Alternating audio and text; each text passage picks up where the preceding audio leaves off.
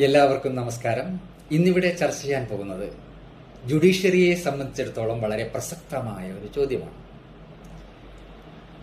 ആ ചോദ്യം ഇതാണ്: ഒരു കേസിൽ വിധി പറയാൻ നിയുക്തരാകുന്ന ജഡ്ജിമാരെ മാറ്റാനോ പുനർനിശ്ചയിക്കാനോ നിലനിർത്താനോ ആ കേസിലെ കക്ഷികളെ അനുവദിക്കാൻ പാടുണ്ടോ? അങ്ങനെ ഒരു അവകാശം അവർക്ക് നൽകാൻ പാടുണ്ടോ എന്നുള്ളതാണ്. ഡൽഹി ഹൈക്കോടതി കഴിഞ്ഞ ദിവസം പുറപ്പെടുവിച്ച ഒരു വിധിയിൽ പറയുന്നത് അങ്ങനെ അനുവദിക്കാൻ പാടില്ല, പറ്റില്ല എന്നാണ്. കേസ് മറ്റൊന്നുമല്ല, മുൻ ഡൽഹി മുഖ്യമന്ത്രി അരവിന്ദ് കെജ്രിവാളും മറ്റുള്ളവരും പ്രതികളായിട്ടുള്ള ഡൽഹി മദ്യനയ അഴിമതി കേസ്. ആ കേസിൽ ഈ പ്രതികൾ സ്പെഷ്യൽ കോർട്ട് പ്രതികളെ കുറ്റവിമുക്തരാക്കിയതാണ്. ആ കുറ്റവിമുക്തരാക്കിയ ഉത്തരവിനെതിരെ CBI ഡൽഹി ഹൈക്കോടതിയിൽ അപ്പീൽ സമർപ്പിച്ചിരിക്കുകയാണ്. ആ അപ്പീൽ സാധാരണ നിലക്ക് വരേണ്ടത് ജസ്റ്റിസ് സ്വർണകാന്ത് ശർമ്മയുടെ ബെഞ്ചിലാണ്. ജസ്റ്റിസ് സ്വർണകാന്ത് ശർമ്മ എന്ന് പറയുന്ന ജഡ്ജി സമീപകാലത്ത് പതിവായി RSSുമായി ബന്ധപ്പെട്ട പൊതുപരിപാടികളിൽ നിരന്തരമായി പങ്കെടുത്തു വരുന്ന ഒരു വ്യക്തിയാണ്. RSS ഒരു രാഷ്ട്രീയ പ്രസ്ഥാനമല്ല എന്നൊക്കെ വാദമുണ്ടെങ്കിലും ഇന്നത്തെ ഭരണകക്ഷിയുടെ വളരെ അടുത്തുള്ള ഒരു പ്രസ്ഥാനമാണ് RSS എന്ന് എല്ലാവർക്കും അറിയാം. മുൻ ഡൽഹി മുഖ്യമന്ത്രി അരവിന്ദ് കെജ്രിവാൾ പറയുന്ന അദ്ദേഹത്തിനെതിരെ ഉണ്ടായിട്ടുള്ള കേസ്, കെട്ടിച്ചമച്ച കേസ്, കേന്ദ്ര ഭരണകക്ഷി കെട്ടിച്ചമച്ച ഒരു കേസാണ്. അദ്ദേഹത്തെ രാഷ്ട്രീയമായി ഇല്ലായ്മ ചെയ്യാൻ കെട്ടിച്ചമച്ച ഒരു കേസാണ്. അതിൽ വസ്തുതകളൊന്നുമില്ല എന്നു കണ്ടാണ് അദ്ദേഹത്തെയും സുഹൃത്തുക്കളെയും സ്പെഷ്യൽ കോടതി കുറ്റവിമുക്തരാക്കിയിട്ടുള്ളത്. എന്നാൽ CBI, കേന്ദ്ര ഭരണകക്ഷിയുടെ ഉപകരണമായ CBI ഇപ്പോൾ അതിനെതിരെ അപ്പീലുമായി പോയിരിക്കുകയാണ്.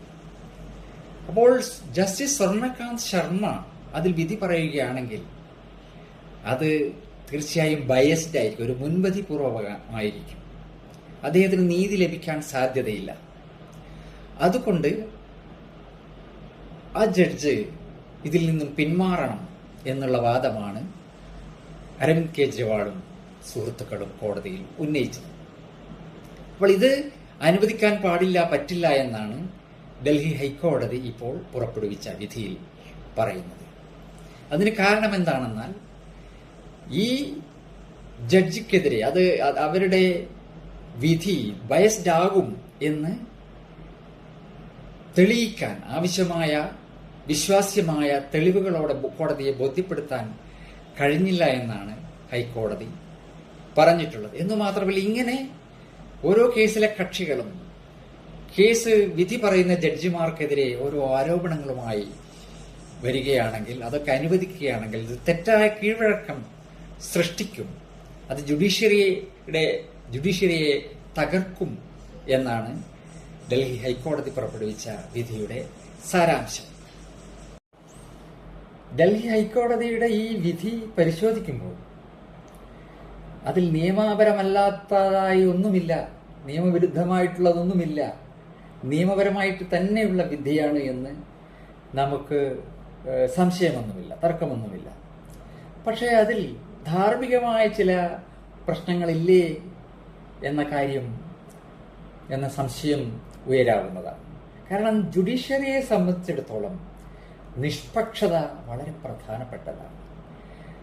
നിഷ്പക്ഷത സംശയത്തിന് ഇട നൽകുകയാണെങ്കിൽ ആ ജുഡീഷ്യറി ദുർബലമാവുകയാണ്, അതിൻ്റെ വിധികൾ ദുർബലമാവുകയാണ്. പരക്കെ നമ്മൾ പറഞ്ഞു കേൾക്കുന്ന ഒരു ആപ്തവാക്യമുണ്ട് ജുഡീഷ്യറിയെ കുറിച്ച്: നീതി ചെയ്താൽ മാത്രം പോരാ, നീതി നടപ്പാക്കിയാൽ മാത്രം പോരാ, അത് നടപ്പാക്കി എന്ന് ബോധ്യപ്പെടുത്തുക കൂടി ചെയ്യണം. Doing justice is not enough, rather it must be seen to be done എന്നാണത്. അപ്പോൾ നീതി നടപ്പാക്കിയെന്ന് ബോധ്യപ്പെടുത്തുക കൂടി ചെയ്യേണ്ടത് ജുഡീഷ്യറിയുടെ ഉത്തരവാദിത്തമാണ്.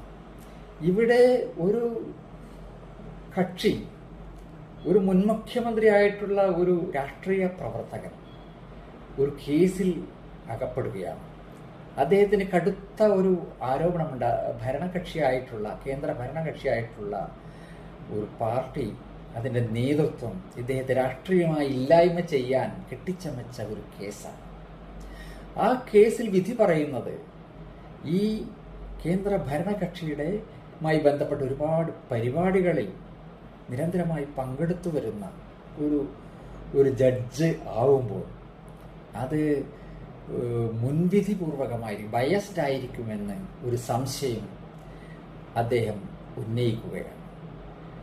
അക്കാര്യത്തിൽ ജഡ്ജി തന്നെ പറയുന്നുണ്ട്, അവരുടെ പരിപാടിയിൽ പങ്കെടുത്തിട്ടുണ്ട് എന്നൊഴിച്ചാൽ അവരുടെ വാദങ്ങളെ അംഗീകരിക്കുന്ന എന്തെങ്കിലും ഒരു പൊതു പ്രസ്താവന ഈ ജഡ്ജി നടത്തിയതായിട്ട് തെളിവില്ല എന്നതാണ്.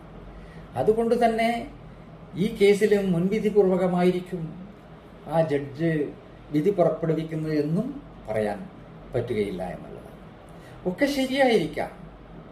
അങ്ങനെ ഒരു വാദം, ഒരു കക്ഷിയുടെ വാദം കോടതി അംഗീകരിക്കേണ്ട കാര്യമില്ല, തെറ്റായിരിക്കാം, അത് തള്ളിക്കളയാവുന്നതാണ്. പക്ഷേ ആ ജഡ്ജിന് അവർക്ക് കൃത്യമായ നിഷ്പക്ഷത ഉണ്ടെങ്കിൽ ആ ജഡ്ജിന് സ്വയം പിന്മാറാവുന്നതാണ്. ഞാൻ ഇദ്ദേഹത്തിൻ്റെ വാദത്തെ അംഗീകരിക്കുന്നില്ല, പക്ഷേ കോടതിയുടെ നിഷ്പക്ഷത ഉയർത്തിപ്പിടിക്കുന്നതിന് വേണ്ടി ഞാൻ ഈ വിധി പറയുന്നതിൽ നിന്ന് പിന്മാറുന്നു എന്ന് പറഞ്ഞുകൊണ്ട് ആ വിധി പുറപ്പെടുവിക്കുന്നതിൽ നിന്ന് ഒഴിഞ്ഞു നിൽക്കാൻ ആ ജഡ്ജിക്ക് കഴിയുമായിരുന്നു. അത് കോടതിയുടെ നിഷ്പക്ഷതയെ, അതിൻ്റെ ആർജവത്തെ, ഇൻറ്റഗ്രിറ്റിയെ ഒരു പടി മുന്നോട്ട് നയിക്കുമായിരുന്നു, ഉയർത്തിപ്പിടിക്കുമായിരുന്നു എന്നാണ് ഇവിടെ സൂചിപ്പിക്കാനുള്ളത്. എല്ലാവർക്കും നന്ദി.